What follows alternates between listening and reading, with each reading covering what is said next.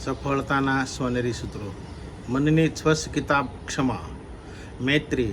મને દરેક મનુષ્ય સાથે તેમજ દરેક જીવ સાથે મૈત્રી ભાવ છે. પ્રમોદ. આનંદ પ્રમોદ ગુણ અને ભાવનાનો વિષય છે. કરુણા. દુઃખી પીડિત જીવોનું દુઃખ વહેંચી લેવું, સહભાગી થવું. માધ્યસ્થ. જે દુષ્ટ પાપી છે એ માધ્યસ્થ ભાવનાનો વિષય છે.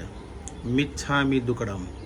ખામી મેં સર્વ જીવે, અર્થાત કે હું સર્વ જીવોને અપરાધીને ક્ષમા આપું છું. સર્વે જીવા ખમંત. મારું બુરું કરનારને સમક્ષ માફી માગું છું, મને ક્ષમા આપો. મિત્રી મેં સૌ ભૂયેશુ. સર્વે જીવો અપરાધીઓ પ્રત્યે મૈત્રી ભાવ સ્નેહ ભાવ છે. વેર મજ કેણેય. મારે કોઈ સાથે વેર વિરોધ નથી. જય જિનેન્દ્ર. પ્રકરણ 2. વિચારવું બોલવું. શું તમે જે વિચારો છો પ્રશ્નાર્થ તેવું થાય છે, અર્થાત કરી શકો છો?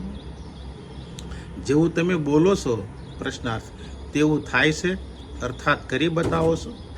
વિચારવું, બોલવું અને પરિણામ લાવવું એમાં જ એક રસ બનવું, અર્થાત કરી દેખાડવું ખૂબ જ મુશ્કેલ હોય છે.